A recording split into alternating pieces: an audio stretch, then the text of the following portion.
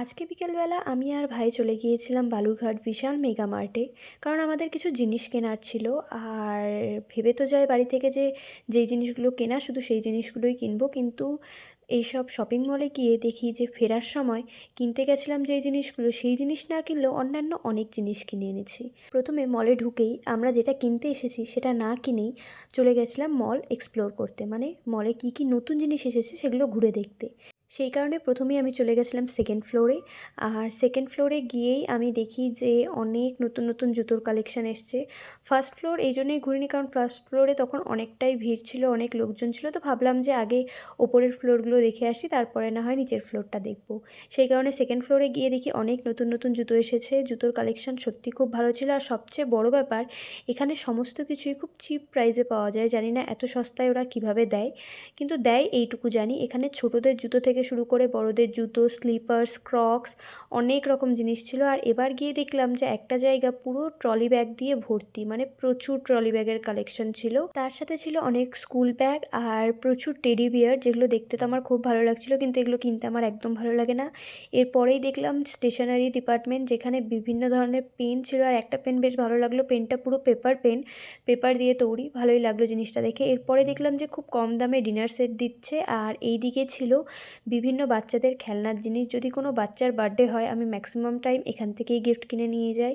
তারপর আমি এই জিনিসটার দাম দেখছিলাম, কারণ এই জিনিসটা আমি ভাবছিলাম কিনবো, কিন্তু তারপরে আমি ভাবলাম যে আমি কেন কিনবো, কারণ এই রকম এক একটা জিনিস দেখি আর আমার কিনতে ইচ্ছে করে। তারপরে বাড়িতে এনে ভাবে আমি এটা না কিনলেও হয়তো হতো, কিন্তু ততক্ষণ আমার জিনিসটা কেনা হয়ে যায়। তাই এবার আমি মলে গিয়ে নিজেকে বোঝাচ্ছিলাম যে না, এবার এটা কিনবো না। আর পাশ থেকে ভাইও বলছিল যে তুই এটা কিনে কী করবি। ও যখন কোনো জিনিস পছন্দ করছিল তখন আমি ওকে থামাচ্ছিলাম, আর আমি যখন কোনো জিনিস পছন্দ করছিলাম তখন ও আমাকে থামাচ্ছিল।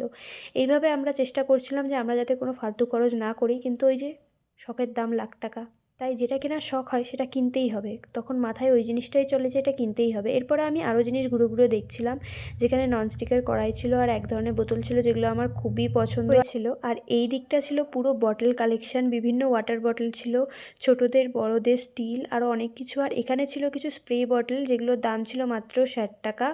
আমার এই জিনিসগুলো খুব দরকার ছিল, কারণ আমার ব্যালকনিতে যেসব গাছ ছিল সেখানে স্প্রে করার জন্য। আর এই দেখো, এখানে দেখলাম যে 99 টাকায় 6টা বোতল দিচ্ছে। যদিও এই বোতলগুলো আমি কিনে নিই, কারণ এই বোতলগুলোতে আমি জল খেতে পারি না।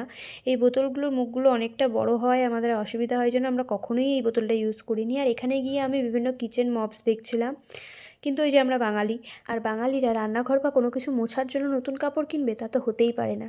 আমরা আমাদের বাড়ির পুরনো কাপড় দিয়ে এইসব কাজ চালাই। আর এখানে এসে আমি দেখছিলাম বিভিন্ন ধরনের পাপোশ, যেইগুলো ছিল মাত্র 19 টাকা করে দাম। আমি এর আগেও এখান থেকে 19 টাকার পাপোশ নিয়েছি, আর সত্যি পাপোশটা খুবই ভালো। আর এবার গিয়ে দেখলাম আবার ওরা অনেক পাপোশ এনেছে। তারপরে আমরা চলে গেলাম 4 তলায়, যেখানে ছিল বিভিন্ন ধরনের খাওয়ার জিনিস। আর এখানে আমার যেতে ইচ্ছে করে না আমার ভাইয়ের জন্য, কারণ ও এখানে গেলেই শুরু হয়ে যায় দিদি এটা কিনে দে, ওটা কিনে দে। আর আমারও একটু ইচ্ছে করে যে এটা ওটা নিতে থাকি। সেই কারণে আমরা প্রথমেই গিয়ে এই মাঞ্চের প্যাকেটগুলো নিয়েছিলাম। এরপরে চলে গিয়েছিলাম বিভিন্ন খাবার দেখতে। আর সবচেয়ে অবাক লাগে যে যেই জিনিসগুলো আমার বাড়িতে আছে আমি সেই জিনিসগুলোকেও দেখছিলাম আর ভাবছিলাম নিব। যাই হোক, তারপরে দেখলাম যে এখানে বডি লোশন রাখা ছিল, আর আমাদের একটা বডি লোশনের দরকারও ছিল, সেই কারণে একটা বডি লোশনও নিয়েছিলাম। আর তারপরে এসে দেখলাম খুব সুন্দর সুন্দর মেয়েদের সক্স রাখা, সেগুলোও দেখেছিলাম আর একজোড়া নিয়েছিলাম। আর এরপরে আমরা সমস্ত বিলিং করে নিয়ে বেরিয়ে গেছিলাম বাইরে। বিশাল মেগা মার্টের ঠিক সামনের দিকেই একটা মোমোওয়ালা বসে, আর মোমোগুলো খুব ভালো হয় ঠান্ডার দিন। তাই আমি আর ভাই ঠিক করলাম বেরিয়ে সন্ধ্যেবেলা গরম গরম মোমো খাবো, কারণ এখানকার মোমোগুলো আমার বেশ ভালোই লাগে। আর এইভাবেই কাটলো আমার আজকের সন্ধে।